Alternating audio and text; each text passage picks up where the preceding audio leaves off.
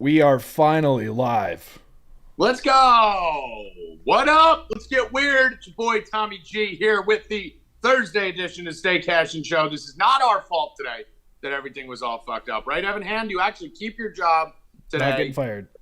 You are not getting fired today. This was Zoom.com's fault.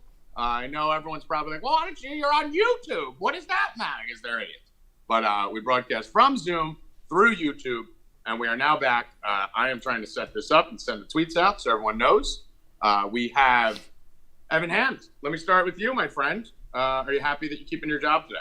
I'm happy I'm keeping my job, but what an absolute nightmare. Literally, we start the show at 2:05 p.m. every day. I go live at 2:05. But, of course, the day. Not Tuesday, not Wednesday, not any other day. Thursday at 2:03 p.m., Zoom decides we're going to go down today. I mean, listen, it's fucking story of our life. I think it was right at 2 because I was trying to join and it just wasn't letting me do nothing. I thought it was my fault, and I thought I was getting fired. I thought it wasn't Evan's fault; it was mine. No, any production stuff, only Evan gets fired. We only fire Evan. I mean, no one else really could get fired at all, just Evan. So I thought Evan had a new job because when I was walking home the other night, I stepped on that magazine. I saw Evan on the cover of a magazine with some dude. Dude, do you have that picture? No, not handy. Please tell me you have that picture. I sent it to Evan.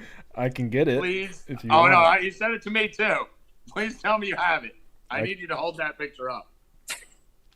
Let me see where Howie's. Look at this picture. Hold on. Move it over. Move it over. Back it up. Move it over. Look at that. Tell me that's not Evan Hand. That's Evan Hand with his friend Beefcake. That is exactly Evan. Exactly. I thought it was you, E. I thought it was you. That looks like Evan and Mike Tyson's grandfather. My girlfriend wouldn't be very happy about that. Just hugging it in, man. I'm literally walking home out for Halloween. I look down. There's a magazine. I look down. I'm like, what the fuck's Evan doing on the cover of it? And I was like, holy shit. I mean, it looks so much like you. It's insane. And the thing on the top, if you see the top, it actually says squirt.org.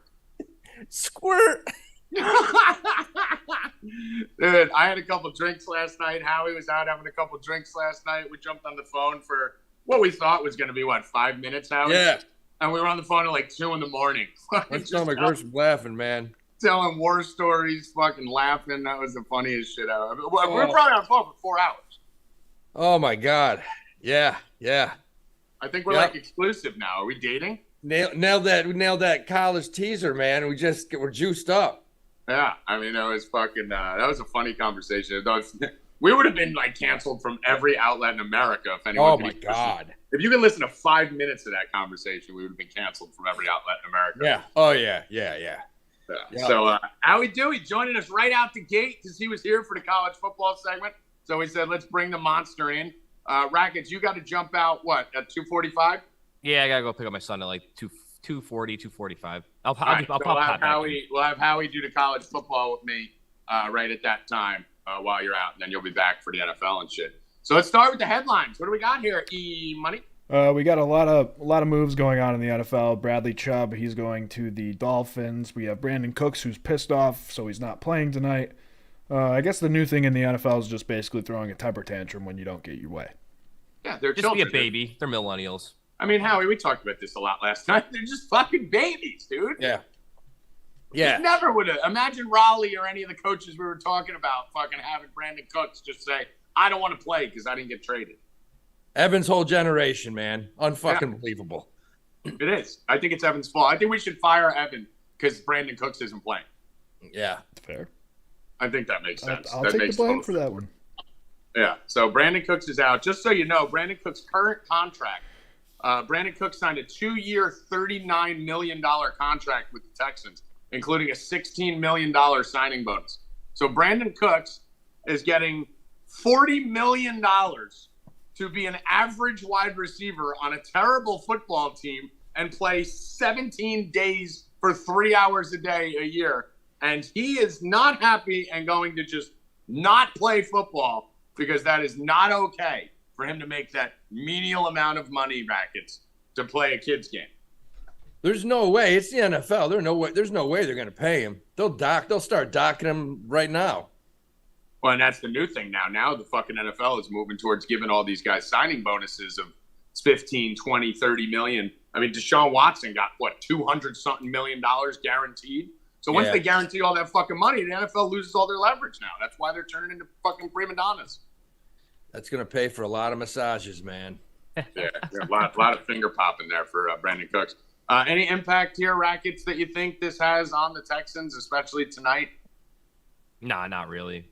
He wasn't in the building all week, so they weren't planning on having no, but I'm him saying tonight. from like a prop and fantasy perspective, no Brandon Cooks obviously, moves up, Chris Moore and guys like that we'll talk about when we get to the NFL part. But there should be some value on DraftKings and some value in the prop market here. I don't think they have props up for most of these guys right now because of the Brandon Cooks situation. I think it's only Pierce that I saw. You guys in the chat can tell me if I'm wrong. Let me just pull it up. Looks like FanDuel at least has – oh, no, they have more, 29.5. Dorsett, 36.5. So we'll have some plays. I got a couple plays just off those two alone that we'll be playing later on. What else we got on the headline front? Bradley Chubb, huge addition. We talked about that on Rupp and Rackets. Monster move. Rackets, do you have the list of the free agents, or do you have it, Evan, that we can just run down real quick? I can grab it. I mean, we can talk about Claypool next. Yeah, Claypool to the Bears, Rackets. Me and you talked about this yesterday. I thought it would have been a better fit to the Packers, the Giants, a team like that. I mean, Justin Fields fucking sucks, Joey. What the fuck is Claypool going to do? Yeah, and I guess there was a report that came out that said he was going to the Packers until the very last minute that the Bears stole him. What are you bothering? Like, I don't know. Doesn't make any sense to me. I think they did it more because the receiver class is kind of trash going into college or coming out of college next year. But it's still, I don't think Claypool is that good to begin with. No, so he's not. I mean, he's not a difference maker for the Bears, but the one thing that Justin Fields does well is push the ball down the field. So I can see him helping with like the jump balls, those 50-50 balls. But as far as like fantasy impact goes, I would much rather seen him go to Green Bay than Chicago. He's going to waste away in Chicago. Yeah, and Howie, we talk a lot. I talk all the time about fucking imaginary players, right? How these teams, like Green Bay needs a receiver bad, right? That could replace Valdez-Scantling, who's gone from there. That's a big addition that could take a team like Green Bay going from a shit team to a Super Bowl contender. But they lost the trade because they wouldn't give up like a fucking fourth-round pick in 2024. Like, who gives a fuck about imaginary players that probably aren't going to pan out anyway? Yeah, Aaron Rodgers will be dead by then. Yeah. I mean, I don't understand what these fucking teams are doing. They're missing out on opportunities now for things that might be later. But anyway, we went on a whole rant yesterday about this on Rupp and Rackets. What other trades we got here that went on? So here's the full list of the notable trades. We got Robbie Anderson to the Cardinals, CMC to the Niners, James Robinson to the Jets, Robert Quinn to the Eagles, Kadarius Toney to the Chiefs, big one, Roquan Smith to the Ravens, another big one, TJ Hawkinson to the Vikings, Chase Claypool, just talked about him, Bradley Chubb to the Dolphins, Calvin Ridley to the Jags, and Nyheim Hines to the Bills. So I guess we'll start with Hines here, just the last one, because Rackets is a Colts fan. Rackets, Nyheim Hines to the Bills. I mean, that's a fucking monstrous ad. That's a great move for them, man. Like, it says more about James Cook not being the guy than it does about Hines being the guy. But the Colts got rid of him because he's getting paid like a top 15 running back, and they weren't using him fucking at all. So you might as well ship him off. Hines he's gonna do damage there. He's gonna line up in the slot. He's gonna be probably the primary back behind Singletary. He's gonna be in that pass catching role too, that Cook really couldn't fill. But Hines is now instantly the second best back on that team, and he's overall he might be the best. Singletary is having his career year, so I think he's gonna end up pretty much staying with what they got there. But Hines is gonna get 35% of these touches. I mean, just another weapon to the Bills there, Howie. I mean, how much more can the rich gets richer? If, they stay healthy, I don't see any way beating them. I don't think it's possible. Like, I said before the season, I think this is literally one of the best teams in football history, not just right now. Both sides. They're loaded. Yeah. I mean, they're fucking loaded as fuck. Plus, they have a nasty home field advantage once it gets to the end of the year in Buffalo, playing in that cold weather. I mean, they're lined up. If you got to go through Buffalo with those crazy fans fucking pile driving each other through tables in fucking snow and 20-degree weather. Good luck, going out there and fucking getting W's. Hawkinson was the one Rackets we talked about yesterday. The most ridiculous thing when we talk about imaginary players. This is the most insane thing I've ever heard for the fucking Lions. And everyone wants to run around and goes, well, the Lions couldn't afford him. Bullshit. You could afford anyone you want. Go fucking cut someone else or get rid of someone else. You don't get rid of a top 5 tight end in the NFL who can block, who's a possession receiver, and can get downfield, and is a leader, and is young. You don't get rid of that guy. If you look at the teams that are dominant every year, regardless of their roster, it was the Patriots when they had Gronk and Aaron Hernandez. The Steelers back in the day always had great tight ends. The Niners always had great tight ends. The Cowboys always had great tight ends with Novacek. The Giants teams always had great tight ends. I mean, look at the teams now. The Chiefs, Kelsey. The Niners always competitive, Kittle. Like that versatile, big, stretch the field tight end who can also block. Because most tight ends who can catch are like Evan Ingram, where they're a fucking liability on the blocking side. Those guys like Hawkinson and Rackets, I would say he's like a top 10 blocking tight end, maybe even higher, right? Yeah, he's easily top 5 overall, man. And that's your biggest mismatch on the field. It's tight end against the linebacker. I don't know what you're doing. I mean, you can't get rid of that guy. I don't care who. Get rid of fucking anyone else on the team outside of St. Brown, him, and maybe a running back. Don't get rid of fucking Hawkinson.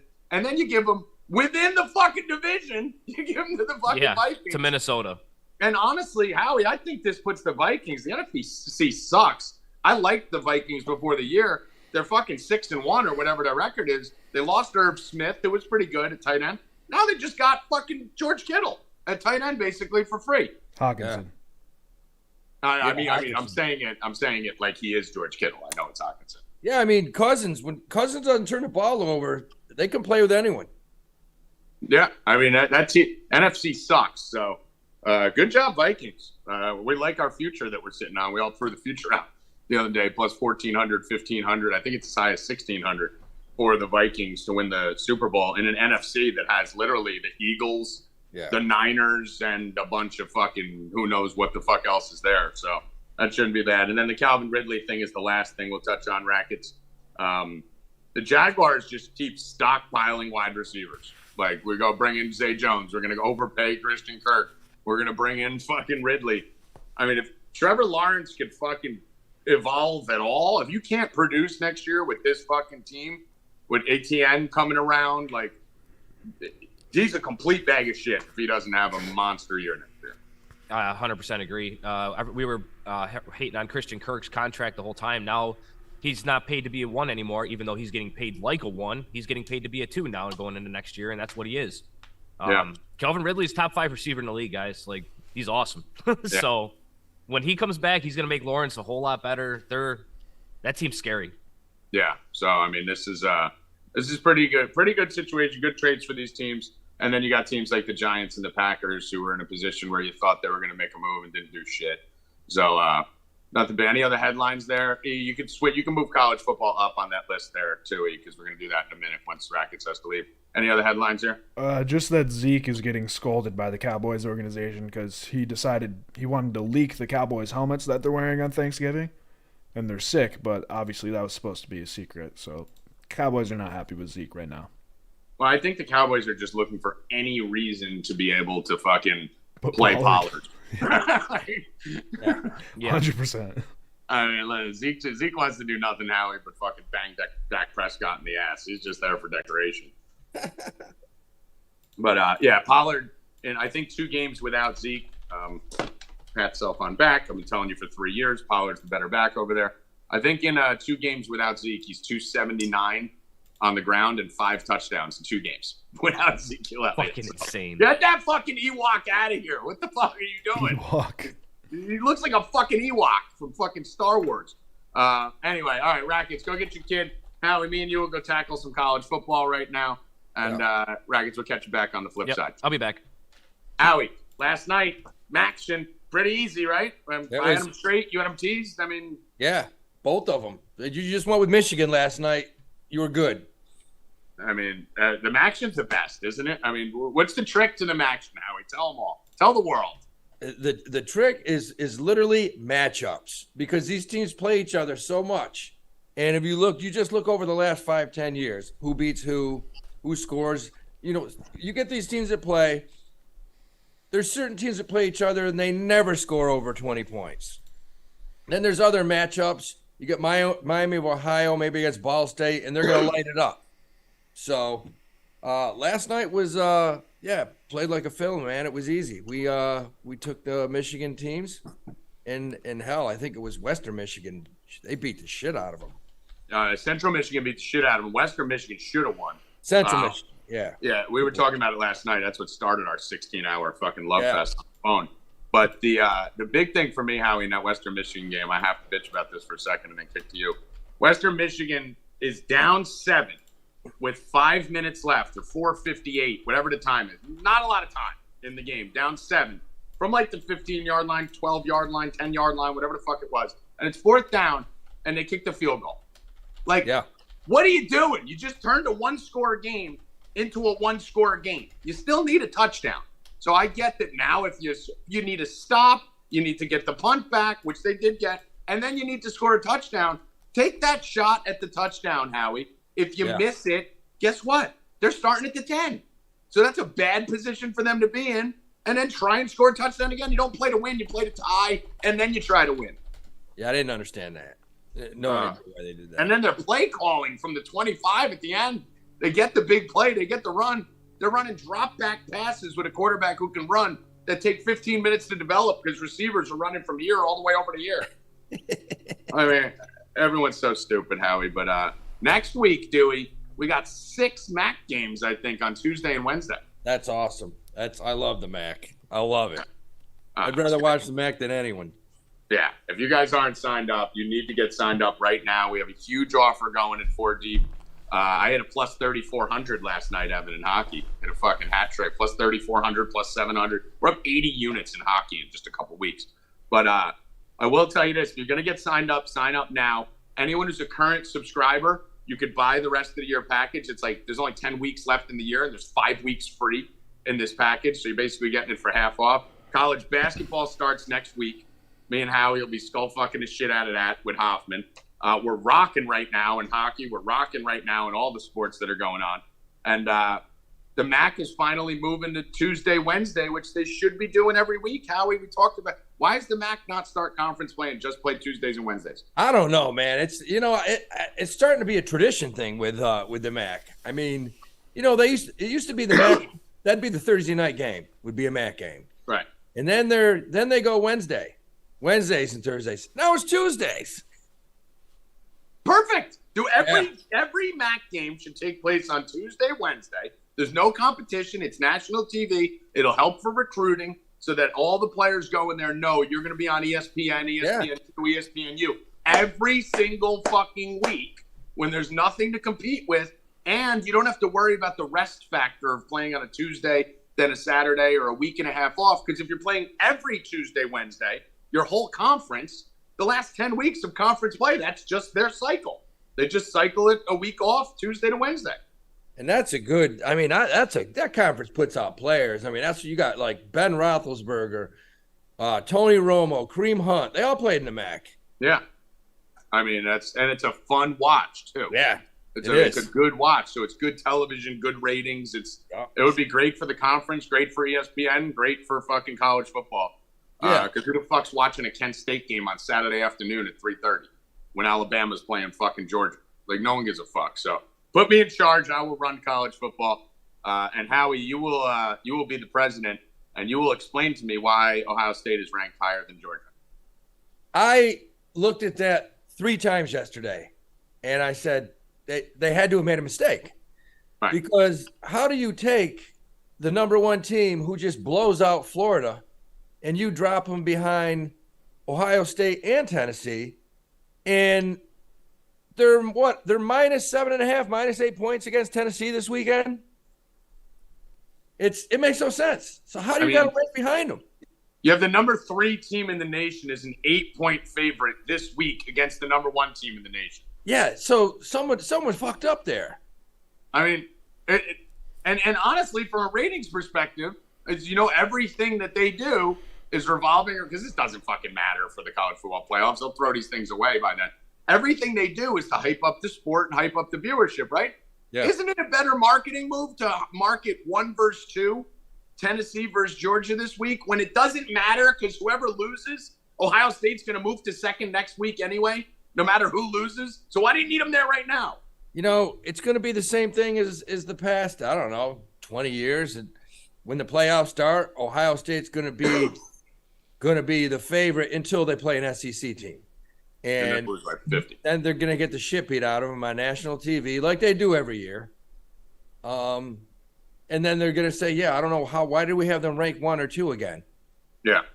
Every year it's either Michigan or them, and they get blown out. Yeah. So what are we looking at tonight? We got a couple games tonight. Nothing crazy. I don't like them as much as last night's games. I'm assuming you're in the same boat because we both loved the 2 dogs last night. Yeah. But what do you like tonight in college football? I like UTEP, Rice, App State, Coastal Carolina. You love Coastal, right? Yeah, I love Coastal Carolina. I also like Rice.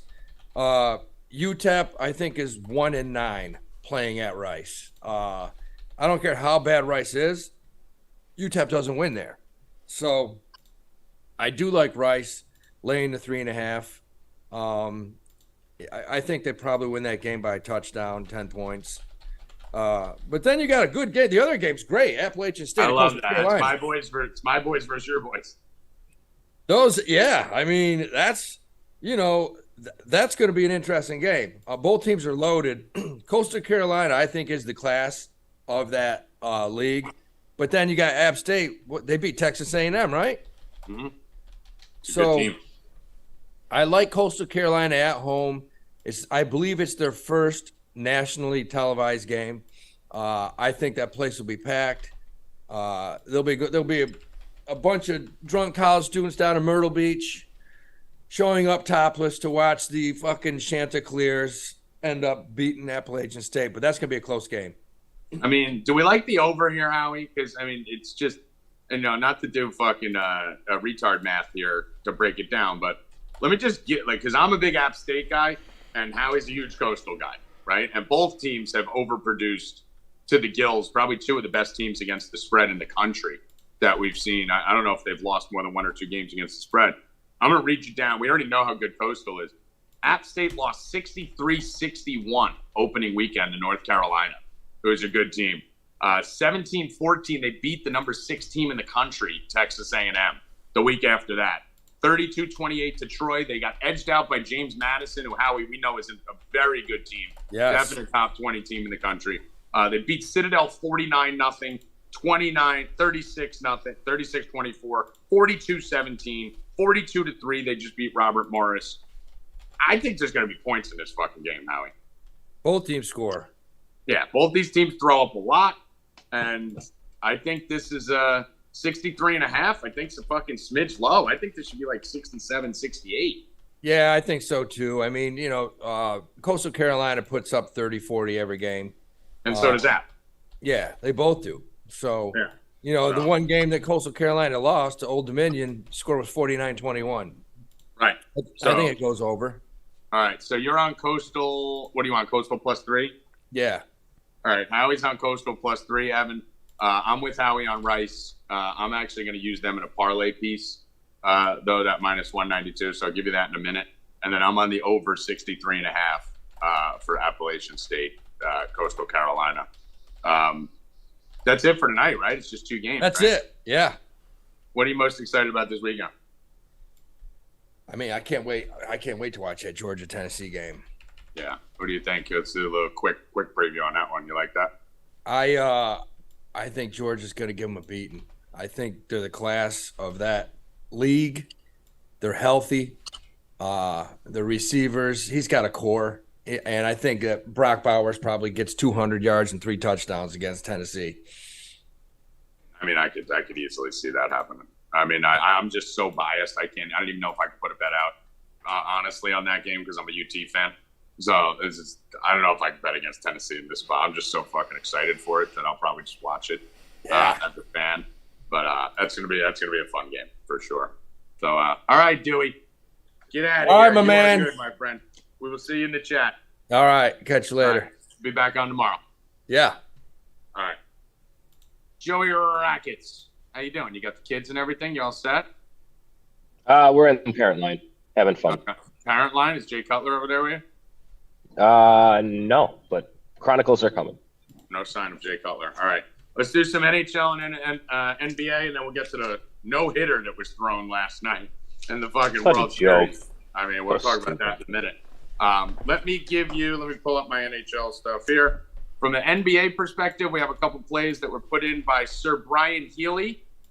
We're going to start moving on the NBA guests starting next week, too. So we'll start having our guys, Healy, Aber, Jerry, Hoffman, coming on to do some NBA. I got 2 plays from Healy here. You ready, Evan? Yep. All right. Franz Wagner, under 22.5 points and rebounds. For Franz, there's really not much NBA tonight. That's why we didn't figure it was important to bring a guest on. It's 2 games. So he's got Franz Wagner, under 22.5 points and rebounds. And Shai Gilgeous-Alexander, my dude, over 2.5 turnovers. So those are Brian Healy specials for tonight. 2 games, 2 plays in the NBA. I'm giving you both of them because I'm just that kind of guy. I'm just a fucking loving, wonderful fucking individual. Let me give you a couple hockey bets here right now. Last night on the ice, Tommy Puck's Fire on Ice is rocking the levels that have never been seen. Rackets, I'm back in DFS Live Final, first day ever playing mode, 2016, doing 3 hours of hockey research every day. Been killing these shot props. And last night, for the first time all year, I bet a hat trick prop. So it's not like I do these every single day, and we just happened to hit one last night. The first time all year I did any hat trick props, and we hit the plus 3,400 and plus 700 on my dude Tavares as Toronto just went ham. Like, just the easiest bet on the board yesterday. Flyers were coming off a fucking back-to-back overtime game, flying to Canada, backup goalie, hot as fuck, and Toronto was coming off 3 days off, 4-game losing streak, back home. I mean, it was just the perfect spot for the Leafs to just go out and skull fuck. And they did. They did. We had the over 3.5 goals. We had the money line and a parlay. We had Matthews' goal. He scored. Tavares hat trick. Absolutely smashed it. Tonight, I'll give you a couple of the bets. One of the ones I like here, if you're on FanDuel, you could parlay shots. And this is one of the things that's been pretty easy, taking the alt shots. So we're going to go with Pasternak, 4+ shots, and Ovechkin, 3+ shots. Parlayed together, that's minus 145 on FanDuel. That's Pasternak from the Bruins, Ovechkin from Washington, 3+ shots for Ovechkin, 4+ for Pasternak, minus 145. And I got 4 other plays too, which I'm not going to give you all of them. But I'm going to give you one that I have my eye on. Kreider's been out of his mind for the Rangers of late. Really just absolutely killing it. Let me pull it up here, the numbers that I have for him. But I think Kreider has had 5, 5, 5, 5, and 7 shots in his last 4 or 5 games. And the Rangers are running into a situation today where my phone, of course, won't load against the Bruins, which isn't the most optimal matchup. The Bruins are like middle of the road in shots allowed. But I think this game is going to be competitive. I think they're going to focus on taking Zibby. We got a little Zibanejad play, but I'm going with some alts here. Hoffman, I almost called you. Evan, we're going Kreider 3+ shots, minus 130, 4+ shots, plus 200, and 5+ shots, plus 420 for Kreider on the New York Rangers. Again, this isn't the most optimal matchup. It's kind of a neutral matchup for this situation, but he's just been blowing through his shot totals of late. I finally have it here. Let me pull it up. There we go. Imagine 7 Hoffman shots with that last mustache. game, 5, 5, 5, and 5. The last 5 games. So if we could just get 3, we're doing 3 units on that, and then 1 unit on the other 2. So if he just gets 3 shots, we'll make our money back on that. And I'll throw you one more for later. I do like Hughes on the New Jersey Devils, over 0.5 point. Total on this game is 7. The Devils coming into this game hot. They're actually one of the best metric teams in all of hockey right now, shockingly. But they're going against the Oilers. And the Oilers give up a ton of shots. The Oilers give up the 8th most shots in the entire league. Hughes has been hot. He gets on the board either with a goal or an assist. So over half a point, I think the juice on that is minus 165. So that's your Tommy Puck's fire on ice breakdown of the day. 56 and 32, up 80.34 units on the season. Let's move on. Rackets baseball last night. Fucking no-hitter. 7-0. Philly just steals Houston's soul. Fucking stealing signs. Fucking taking tips off pitchers. Beat them 7-0, and they come back and get no hit. Then they get fucking no hit. Christian Javier was awesome last night, but I mean, Philly couldn't do anything at all. It was fucking gross, dude. I mean, listen, Philly hadn't lost a game in the World Series at home. Philly hadn't lost a game in the playoffs at home the whole time yet, right? So we're thinking, all right, they're going to go out there. They got all the momentum. You got Nola on the mound. Why did they take Nola out? He had 70 pitches. Your bullpen's not strong. Why wouldn't you not let Nola work through a run or two in that situation? And you just pull him, and then the fucking floodgates open. Fucking Houston scored in like fucking 1 inning. That was it. Yeah, it was just the 5-run inning. Alvarado, he hit Altuve for that first run, and then it was just the fucking dam broke. No, Nola should have stayed in, dude. It's your fucking ace. You gotta let him work out of that jam. He was great a few innings before that. They had no runs heading into that. It's not like he gave up two runs, and then that happened. He hadn't given up anything. He had a few bad batters. You got to let him work through that in that spot, especially being up 2-1 and at home and trusting your offense going against Javier, who's, in my opinion, the best pitcher in the entire World Series. I slammed him against the Yankees when everyone thought the Yankees were going to fucking win. But, I mean, that was insane, dude. That was absolutely insane. I see Jimmy in the chat saying saving him for Game 7. Dude, I'm talking giving him another batter or two. Like, you don't worry about Game 7 when you're up 2-1. Like, you need to win games. You win there, the series is over. You win the game that's ahead of you, right in front of you. You don't worry about it. The series is over if you win last night, Rackets. It's done. Philly goes up 3-1, it's over. That series is done. So there's no saving him, and not even saving him. Let him go another batter. See if he gets a double play. See if he can get a strikeout. See if he get something. You just don't bring a fucking reliever in the fucking goddamn World Series in that spot with the bases loaded. Fucking so stupid. What do you like tonight for the World Series, Rackets? Back on the Phillies. If they don't win tonight, the series is fucking done in 6. But I think they win tonight, and at least I think it ends up going full 7, though. I think that it's going to go Phillies, Astros, and then who the fuck knows what happens in Game 7. I mean, I think this is the easiest bet of the entire World Series, right? These are two very tough teams to bet on, right? I mean, we got to be honest. Philly's got grit. They got heart. They're deep. Their pitchers are erratic. Houston's kind of the same thing. Grit and heart. Their hitters haven't been hitting. Alvarez was invisible up until yesterday. Altuve was invisible for fucking 2.5 rounds. So it's been very tough to gauge, who's going to show up, who's going to do what for both these teams. Today is, in my opinion, the easiest game to bet this because you got to hit every over angle you can on today's game. Philly's going to come out firing, coming off a no-hitter. They're going to be excited. The bullpen arms for Houston pitched very high-stress situations yesterday. There's nothing more stressful than trying to maintain a no-hitter in the World Series. So these are high-stretch innings that they're coming off of. Syndergaard is the weakest pitcher on the Philly staff. It's the reason they bumped him and put Ranger Suarez in the other day. And Verlander sucks in the playoffs. Like, I don't know if people realize this. He's not good in the playoffs. He has not been good, at least for the last few years. And he's not been good. And especially bad in the World Series. Yeah, so this is a great spot to look for both these teams to come out, put up some production, put up some runs today.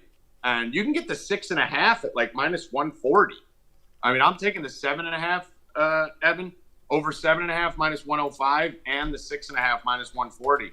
I want them both. I'm playing both of them, and I have about 6 different bets that we're going to have for the subscribers that I'll save. You got to sign up for deepbets.com that I'll give you on this game. I love this game. I may have 10 bets on this game. This is the one World Series matchup game against these two teams. The easiest bet ever was Philly to win the first home game and Bryce Harper to go fucking ham, which we hit. This is the second easiest. So a few more bets on that, but I like the over in this game. That's the way to go. And then I do side with the Rackets. If I'm picking a side, I'm picking the Philly side here in this one. But going to be spending my money on runs and props in this game. So we'll be going a little wild with that. What do we got next? NFL? Yep.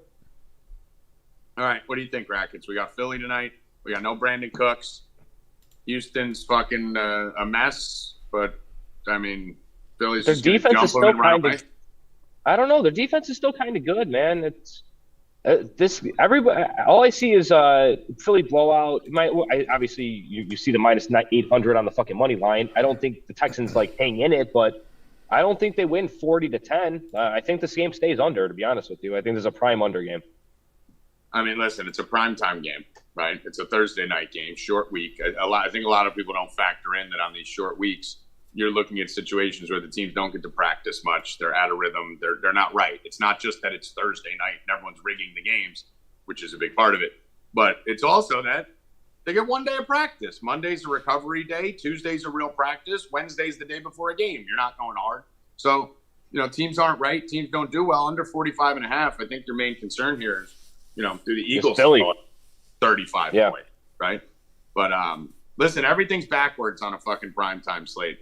So for me, I'm not going to be jumping on the Jalen Hurts rushing and all that kind of stuff just because I don't like betting on quarterbacks to run. I see a lot of people talking about that. Quarterbacks to run when they're going to have a lead, right? Like it's something you normally do when you have to and not when you're up 21. But I'm going right back to Jalen Hurts touchdown, Rackets. It's minus 110. I think Jalen Hurts touchdown. I'm sure you may even like that for two touchdowns. I'm sure Bill. Yeah, I would say Bill will probably be betting the 2 touchdowns. None of these offenses ever show up on these fucking primetime games. So I mean, I prefer it with the interdivision matchup on Thursday night. But unless Philly scores 35 or 40 themselves, I don't see the Texans scoring 14. So I'm good with the under 45.5. This is, in my opinion, a very good game for the 13-point same game teaser. You'd be getting Philly minus 1, right? You'd be getting Houston plus 27 points. Okay. I mean, can they not cover that? Probably they can't, but I mean, that's a fucking haul to get 4 touchdowns in an NFL game. You'd be looking at over 32.5. You writing this down, Ev, as I say it? I was doing the over or the under rather. All right, just let me know when you're ready and I'll repeat it. Yep, go ahead. Over 30. You ready? Yep. So it would be Philly minus 1, Houston plus 27, over 32.5, and then under 58.5. So basically, in a game like this, all we're doing is if Houston scores first, you're up 34 points on your bet. Right. That's insane. I mean, all you need to field, even if they get a field goal, you're up over 4 touchdowns, right? So, yeah. I mean, even if Philly's up 4 touchdowns, at that point, starters are pulled and you could backdoor, right? So, yep. I think I love the games that are 2.5, 2-point spreads, and I love the games that are gigantic spreads where you're getting one team down to 1 and the other team up to 27. Some books you won't be able to get down on that, but get creative and find the ones that do. We do at 4deepbets.com. My favorite prop for this game is going to be, let me just pull it up here. I think I'm going to be jumping on a very motivated wide receiver core that is going to be seeing an opportunity to do something. Now, keep in mind, the Eagles are a very difficult team to throw on, right? Rackets, this is one of the better, secondaries in the league. So I'm actually going to be taking a little small pivot here and going over to my boy, Dameon Pierce. From the receiving side of the ball. I think Pierce has a decent receiving day. I'm just trying to pull it out. My computer's giving me shits. I have 17.5 receiving yards for Pierce. I'm interested in Moore and Dorsett and all these secondary options without Brandon Cooks there. But I think right now I'm going to need another hour or two. This Cooks news just kind of broke today, and I've been running around like a maniac. So I'm going to need a little more time to dig in and find which secondary receiver. Maybe it's Brevin Jordan. But I think Dameon Pierce should do some work out of the backfield here today. Yeah, I don't hate that at all. 17 yards, you can get that on one fucking catch. Yeah. So I'm good with that.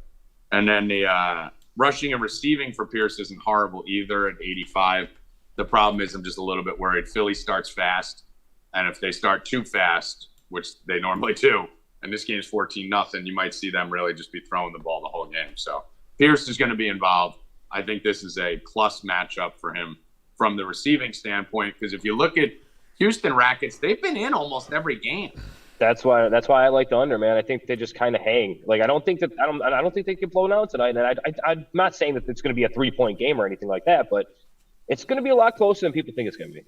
Yeah, and I mean, you look at it, 17-10 last week. They had 38-20 to Vegas, and that game wasn't as bad as it looked, but 4 catches for 25 yards in that one for Pierce. The one blowout, 13-6, 24-34-24, 23-20, 16-9, 20-20. So when you look at Dameon Pierce's receiving numbers, you might look at the Texans and say the Texans fucking suck, but they're in every game. So if this could be the first blowout game, this dude's got 20 catches on the year. If there's ever a ceiling reception game for him with a game flow, this is it. So 17.5 is fucking stealing money, in my opinion, on this bet. We might get that to half. It already moved up to 19.5. Yeah, so I mean, it's already up to 18.5 here now that I'm looking as we're talking. So I guess people are hitting it. But I just think that's absolute theft. And that's then you crazy, take in Rackets that fucking the quarterback security blanket, Brandon Cooks is fucking not there. I mean, that number should be 25.5. That's the worst, one of the worst lines. Especially for how many snaps he's playing too. He's getting a heavy amount of snaps. What's up? He's getting a heavy amount of snaps too. It's not like he's barely playing or only playing 20%. You know. Yeah, I just don't understand it. It doesn't make any sense to me. On an injury front for this game, really Cooks is the only guy out. You got to get down to like Nico Collins, I believe, is out. And then outside of that, you're talking about like the 5th running back for Houston. But it's pretty much Nico Collins and Brandon Cooks. So we're going to have some opportunities there. Do your digging or sign up at 4D Bets for Dorsett and more. And those guys, we'll give you a little information on that later. We have Phila, whatever, in the chat. We do have a boost on this game tonight, and it's worrying me. Because A.J. Brown, 50-plus receiving yards, and Jalen Hurts plus 200 passing yards, that's plus 100. And if you heard – what's up? Go on. If you heard about the boost that they had last night, it was the Sixers and the Phillies to have over 19.5 hits and 3-pointers made. The Sixers hit 19 3-pointers, and Philly didn't get a single hit, so that didn't hit. And there was a Bryce Harper boost for 1.5 bases too. Tell me they don't know something. Tell me they don't know. 19 3-pointers, and I mean it's unbelievable. Do a quick giveaway here, Evan, because I promised one on Twitter. So what did I got to put? Exclamation point free. Yeah, give me. Yeah, don't do it right now. Nope. Here, let me. When Evan says go, do that. We'll give away a free week, so you guys can see what we're doing over here. That actually encourages me on the boost though. And it should encourage the shit out of Rackets on the boots, because he's talking about the under. I'm talking about staying away from the big names and going for this little shit. And the boosts are all fucking A.J. Brown and Jalen Hurts. So good.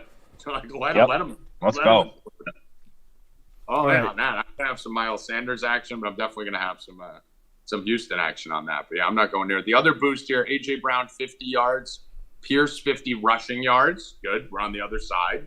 So if we're betting the receiving prop, you want the boost to be the rushing prop, because we know Pierce is going to be on the field and we know he's going to be involved. Another positive for Dameon Pierce receiving prop. And then Verlander 5+ strikeouts is the other boost over there on FanDuel.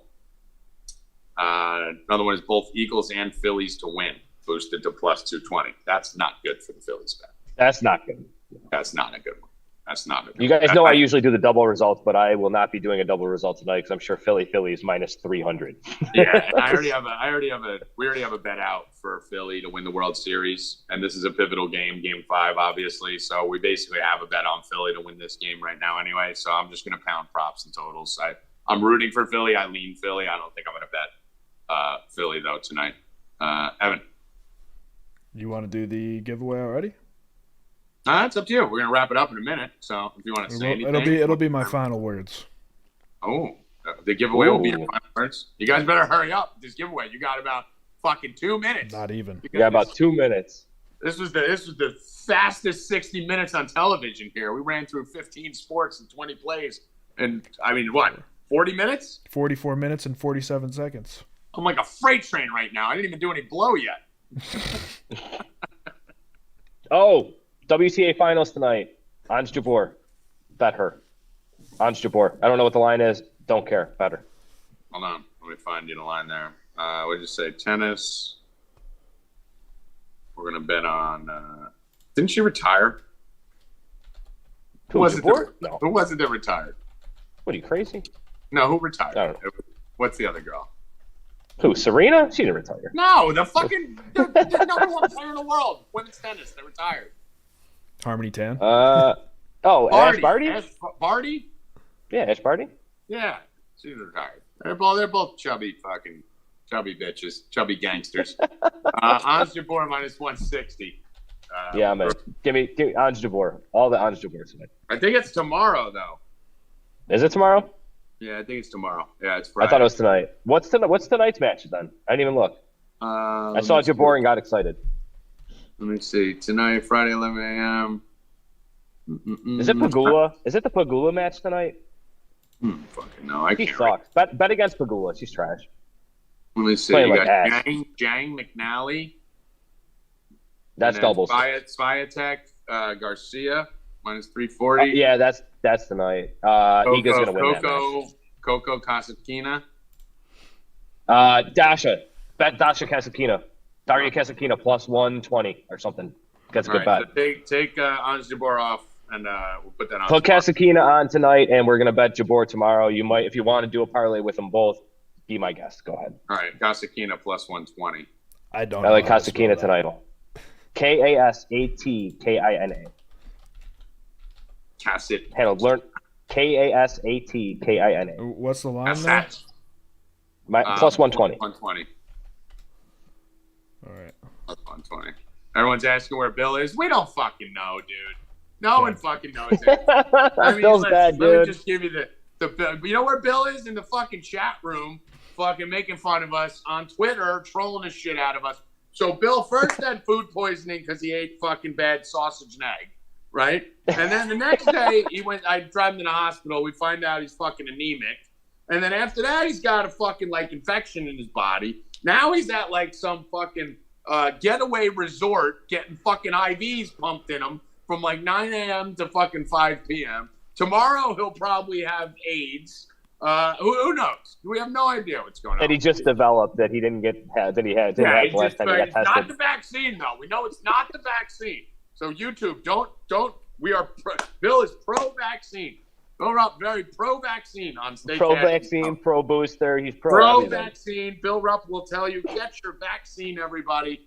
And then have 14 mysterious fucking autoimmune divisions. He probably gonna have Crohn's disease by Wednesday, Lyme disease on Thursday. I mean, the fucking kid's he hasn't healed from falling down a step 7 months ago. I mean, it's a disaster. So, when will Bill be back? Wow, fucking 50-50. Is he gonna be back on the show or is he gonna die? I don't know. One or the other. I hope. If for me. Honestly, I just hope he dies on the show because we need the ratings. Ooh, Like, that's good content. if you're gonna die, do it on the show, right? We can play that forever. We can fucking start a GoFundMe and just steal all that money. Fucking, we can do a lot of things with that. So, Bill, if you're out there listening, you fucking troll, do us a favor, get better so you can die here. Okay. Final words, Joey Rackets. Rupp and Rackets, Cocaine Legos edition, 5:30, 6 I'm o'clock back on maybe. another show again. It's fucking. Back on another one. My God, Bill, get back! I gotta pick up all these goddamn shows. Evan Hands, final words. My final words are Ah, congrats that's to right. AOD. All right, I gotta get my kid. I'll see you I later. always see him in the chat. What is it? AOD. AOD. AOD. Welcome to AO4D. AOD. How you doing, huh? AOD. Welcome to 4D. How you doing? All right. And if you're already in 4 deep and I don't know, forgive me. We have thousands of people here. Say hi in the chat, and I'll say what's up. Welcome, AOD. You have a free week. What does he do for the free week? Still DM Bill Rupp. He'll get back to you eventually. I mean, listen, if he could troll us in the fucking chat, he can answer. He can get off TikTok for a minute and go to his phone. Yeah, he could shift it while he's getting fucking pumped in vitamins or fucking grapefruit juice or whatever's going in his goddamn fucking vitamin C, whatever the hell he's getting in his fucking veins. And get over to 4D Bets, guys. Now. What the fuck are you waiting for? Now. 5 weeks free, rest of the year. It's fucking dirt cheap. There's packages as low as $37. I posted on my fucking Twitter. You can see it's the pinned tweet. We were talking about how everyone, if you listen to fucking Monday's show, everyone in the goddamn company hit a plus 3,000. Even Evan fucking dropped a plus 300. No offense, Evan. I don't mean to say it in that way, but you're not a handicapper here. You are a great, good-looking young good lad. You're our handicap. That is true. Fucking Trevor hit a plus 5,000. Hoffman hit a plus 3,000. Rackets almost hit a plus 56,000. And I felt left out. Everyone was hitting plus 3,000. So what do I do yesterday? Plus 700, plus 3,400. We don't die. We multiply. Get in now. We are hot. Every sport is coming. You're going to have to be here for college basketball because basketball Jesus is about to rise like the Phoenix. And so get in now. Get the discount. This is not staying up forever. Get in. 4dbets.com. No promo code needed. Just go buy the rest of the season. Buy DFS, buy gambling, buy it all. And let's fuck. So for Evan Hand, Howie Dewey, Joey Rackets, the fucking anemic Lyme disease, Crohn disease, crippled troll Bill Rupp, I am Tommy G. See you tomorrow, 2 p.m. Eastern, unless Zoom is down. Good luck. Stay cashin', motherfuckers. Let's go. Let's go.